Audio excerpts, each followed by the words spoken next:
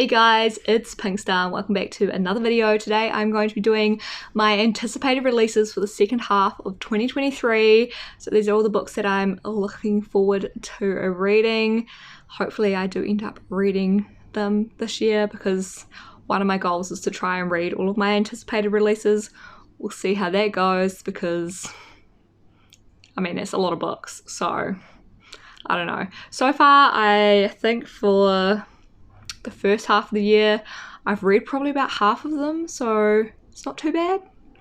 But yeah, we'll see how we go. Anyway, this is the anticipated releases for the second half of the year. So starting off in July, we have Blood Over Bright Haven by Emma Wong, and this is a dark academia story. It's apparently good for fans of like Full Metal Alchemist and Leigh Bardugo and things like that, so hopefully I enjoy this one. It is a standalone, which is great, so yeah, definitely one that I will be picking up as soon as I can. Alright, so next we have Immortal Longings by Chloe Gong. I've actually got an art copy of this that I'll be reading shortly, and yeah, this one just seems really good. It is her first like epic adult fantasy, so I'm really hoping this one's going to be amazing. So this is not a standalone, this is going to be a series, and this is the first book in the series, and I think it's based on the Shakespeare play of Antony and Cleopatra, so yeah, it should be interesting. It's obviously like romance in it and things, so yeah, we shall see. Alright, so next we have The Stars Are Dying by Chloe C. Penaranda. I think that's how you say her last name, I'm not 100% sure, may have butchered it. But yes, this one is a new series by her. She has done another series, which is Air Comes to Rise. I have the first book, haven't read it yet. I need to get on to doing that as well. But this one just looks really good. Yeah, it's a fantasy romance, which I love. So yeah, have to give this one a read as soon as it comes out. In August, there's actually quite a lot of books coming out that are like sequels to books that I really want to read that I haven't got around to reading yet. So I don't have these on my list. I actually didn't state it in this video, but I did in my first one. This list is going to be books that are either standalones or first in series, because there's no point putting a book on here if it's a sequel, because how can I anticipate a sequel if I haven't read the one before it, you know? So yeah, these are only ones for me that I can actually get around to reading, if you know what I mean. Alright, so my anticipated release for August is Her Radiant Curse by Elizabeth Lim. This one just seems really good. Elizabeth Lim does a lot of fairy tale inspired fantasy stories, so I'm really looking forward to this. I have read a couple of her like twisted fairy tales before. I own a couple of her other books like Spin the Dawn, and I haven't got Six Crimson Cranes yet, but that is one that I am looking at getting as soon as possible, as well as The Dragon's Promise. But yeah, so this is her newest one, which is Her Radiant Curse. This is not related to any others, so you can just read it first if I want to, but yeah, this one is one that I am looking forward to. It sounds really interesting. It's about two sisters, one who's like beautiful, the other one that's monstrous, and the tagline for this is one sister must fall for the other to rise. So yeah, just sounds really good. For September, we have Talon Sister by Jen Williams. It's the author of Ninth Reign, which is another series that I really need to get around to reading. It's like really high up on my TBR, so hopefully I'll get to that eventually. But yeah, this one just looks really good. I think this is based around a griffin, which is really cool. It's not a fantasy creature that we get a lot of stories about. Usually all the fantasy stories are like dragons and fairies and things like that, but yeah, this is about a griffin, so that seems really cool, and I'm really looking forward to this new epic fantasy duology by Jen Williams. Alright, so also in September we have Fall of Ruin and Wrath by Jennifer L. Armentrout.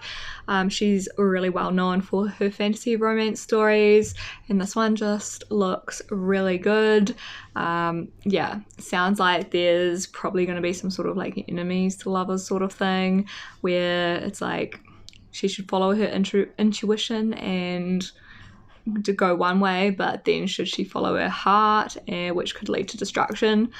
Just sounds really good. As I said, I love a good fantasy romance, so hopefully this one is a good one. Alright, for October we have Swordcatcher by Cassandra Clare. I did mention this in my mid-year book tag video, so if you haven't already, make sure you check that one out. But this is probably my most anticipated release for the second half of the year. I love Cassandra Clare's books and I'm so looking forward to this whole new story from her. It's an adult fantasy, not based around shadow hunters, so it'll be something completely different. And yeah, I'm just really looking forward to it and I'm hoping it's going to be amazing. I am worried that I'm hyping it up a little bit too much, but yeah, I really think this one's going to be one of my favorites. Next in October we have Throne of the Fallen by Kerri Mangasalko. I can't say her name to save my life. I probably butchered that again. But anyway, I'm really looking forward to this one. The cover is stunning. I have actually got this pre-ordered because I couldn't help myself. This is her debut to an adult fantasy. She previously just did young adult, so yeah, I'm really looking forward to this one. It is a standalone, which is great. I love it when we get some standalone fantasies and don't have to read massive long series or wait for ages for the next books to come out. We just get it and then it's done. So yeah, really looking forward to this. Alright, and the last one for October is The Hurricane Wars by Thea Guzman.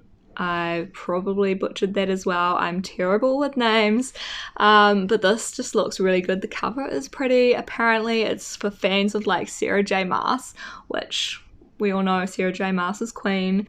It is the first book in a new fantasy trilogy. This is set in a Southeast Asian inspired fantasy world that has been ravaged by storms, that has enemies to lovers, which we all love, and apparently has like an amazing world building, which I'm all for in these fantasy stories. I want some good world building, some great characters, a great love interest, so hopefully this has got everything that I want. For November we have Murtagh, which is the newest book in the Eragon series by Christopher Paolini. Yeah, it has been ages since we've got another book from Christopher Paolini in the Eragon world. I am so excited for this book. Like, I haven't read Eragon in a long time. I probably should reread it. But it was like one of my favorites growing up. I absolutely loved it. So yeah, I'm hoping this one is going to be good as well. Yeah, I've actually met Christopher Paolini. He's probably the only author that I've actually met in real life. Yeah, like famous authors anyway. And so I've had him like personally sign my book. It's quite exciting for me. And yeah, I'm so excited for this. When I heard this was coming out, I was like, what? I never thought we'd get another book in this like world. So yeah, really looking forward to this one. It's like nostalgia, I think, more than anything, but yeah, hopefully it's good. And also in November we have Bookshops and Bone Dust by Travis Baldree. This is a prequel to Legends and Lattes, which I absolutely loved, and I feel like if it's got that same feel as Legends and Lattes, it's going to be fantastic. Also stars the same main character, Viv, who is such a sweet orc. I absolutely think she's a great character, and I'm really looking forward to hopefully finding out some more about her backstory and how she ended up being who she is and deciding that she wanted to make a coffee shop in the first place. So I don't know, we'll see if we get some sort of connection to the two, but yeah, this one looks really good.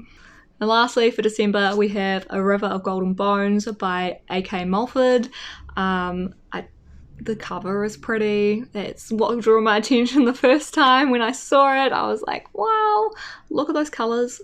Fantastic. I can't help myself when it comes to pretty covers. It is a fantasy romance. Again, I love the fantasy romance. And this apparently has like a sleeping curse, sounds very like Sleeping Beauty-esque, with a secret twin and a fallen court. So I don't know, hopefully it's going to be good. As I said, it is a trilogy, so yeah, this is the first book and hopefully it's going to be a good one. Alright, so that is it for all the books that I have on my most anticipated releases list from July to December. Some really good ones coming out, and there's some obviously that aren't on this list that I am looking forward to eventually getting around to reading once I've read the first books. But yes, some of these just sound so good. If you did like this video, please make sure to give it a thumbs up as always, as it really helps me out. And let me know down in the comments below what your most anticipated books are for the rest of this year. I'd love to know. Also, if you haven't already, hit the subscribe button so you don't miss any of my future videos. Thanks for watching, guys, and I'll catch you all in my next one. Bye.